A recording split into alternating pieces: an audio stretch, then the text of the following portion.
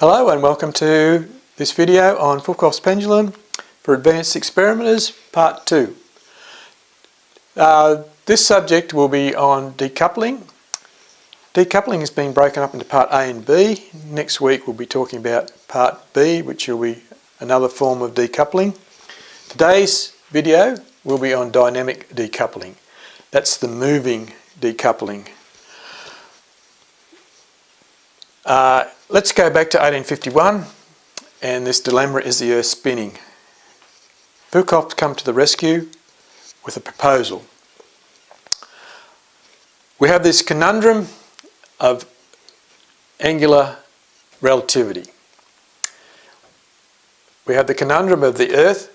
Is the Earth spinning on its axis? We know that was what they were trying to figure out. They knew that the Earth went around the Sun, so it had two angular vectors.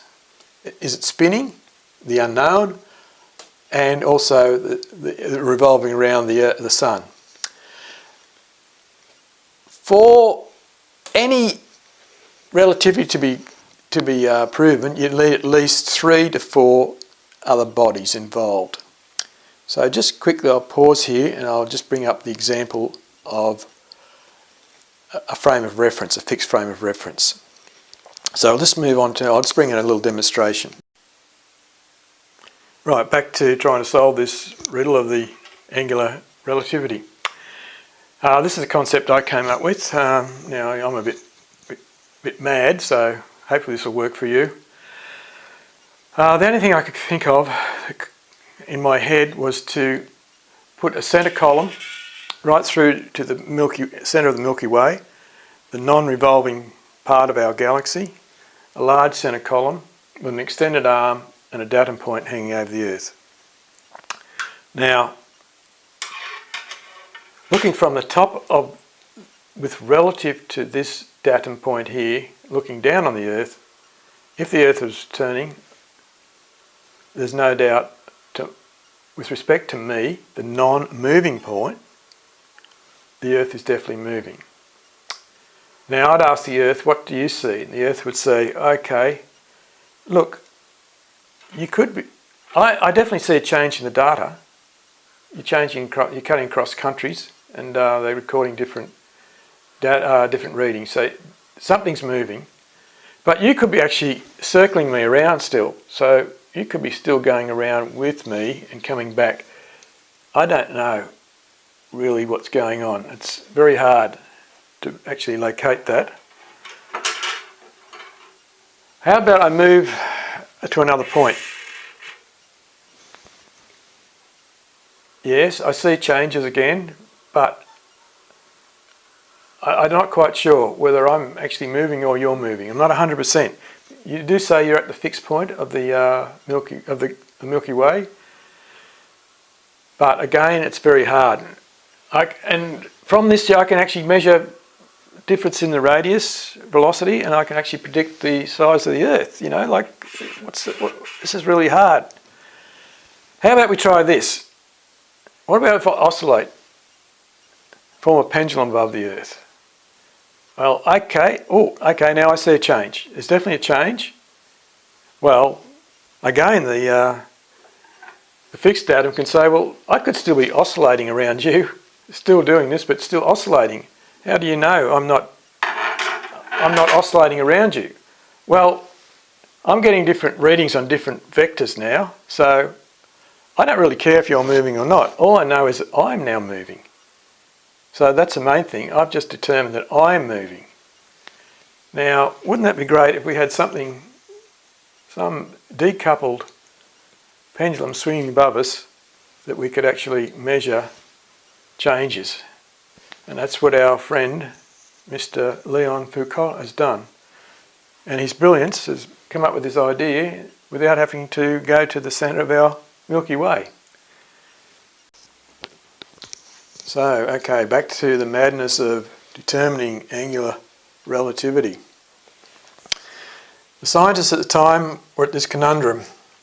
It was before Einstein, and the only fact that they knew was the bodies around the Earth returned on their axis and went around the Sun. So each body with reference to the Earth, which we're trying to get a stationary vector from, had two vectors, angular vectors. Almost impossible to determine which is moving, which is stationary. All an impossible task, virtually, until Leon Foucault, by accident, discovered a solution. And this solution was discovered while he's working on his lathe. And I might just pause this video now and show you the video of the lathe.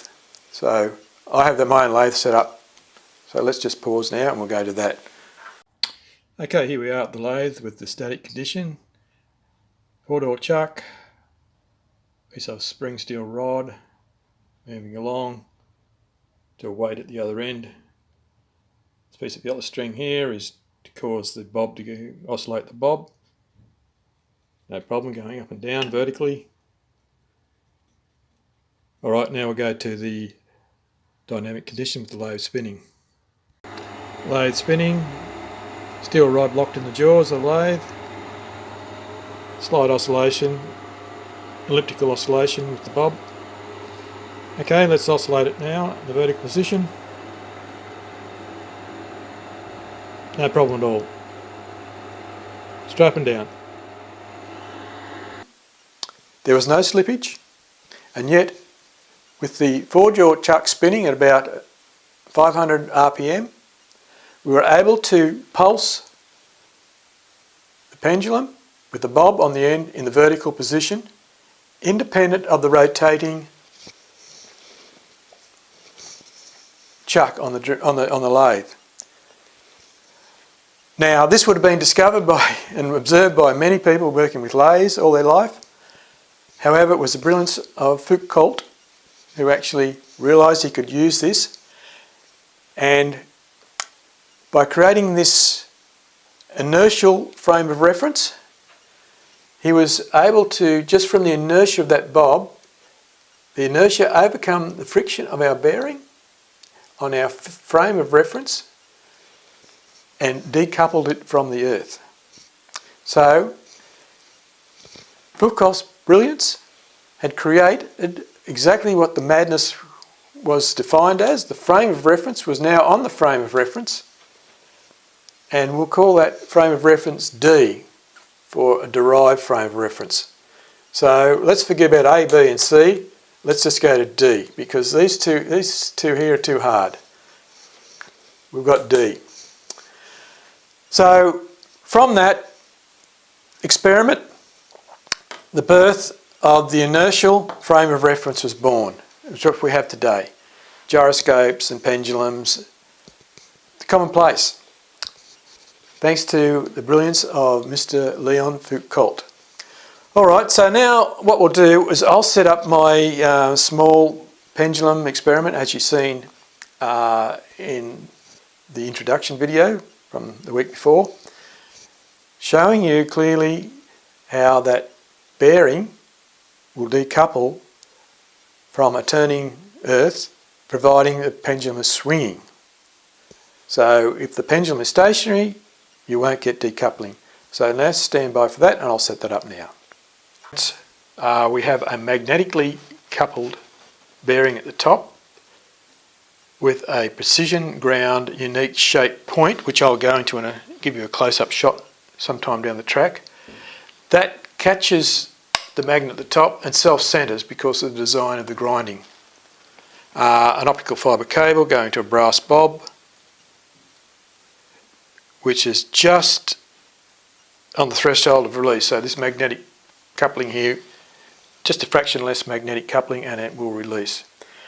I'll switch this on to represent the turning of the Earth in the anti-clockwise direction, which is the southern hemisphere where I live. And the bottom plate represents the Earth turning around at roughly, I'd say, 20,000 times more than the Earth does. The Earth revolves around 1 hour. This is returning in 20,000 times that. The bob is not quite centred on the centre point. That is specifically for another experiment which I'll show you later on, but just ignore that for the moment. And I'll zoom in to the top of the bob for our decoupling example and experiment. So just stand by for that and I'll set that up now. So on the top of the bulb you might observe a black mark, a pointer. So what I'll do is now I'll turn the motor back on. We haven't changed anything for speed. And you'll notice that our black line on top of our bulb is actually rotating at the same angular velocity as the unit itself. So in other words, the Earth at the bottom, it's rotating exactly in sync with that. So obviously there's no decoupling at all. That's at that speed. We'll slow down the rotation and you'll observe that the decoupling is still there, exactly in sync.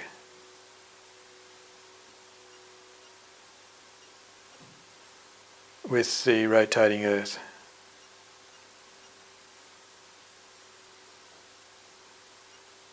Alright, here's our black mark coming up now. I'll speed up the rotation.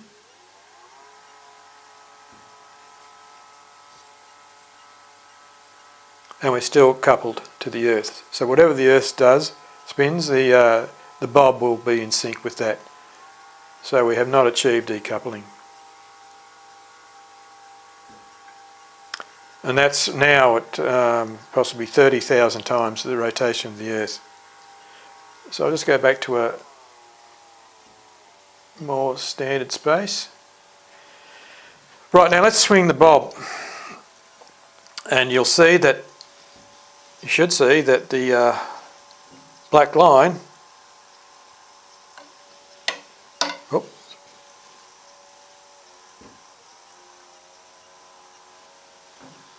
will not move, it'll stay steady.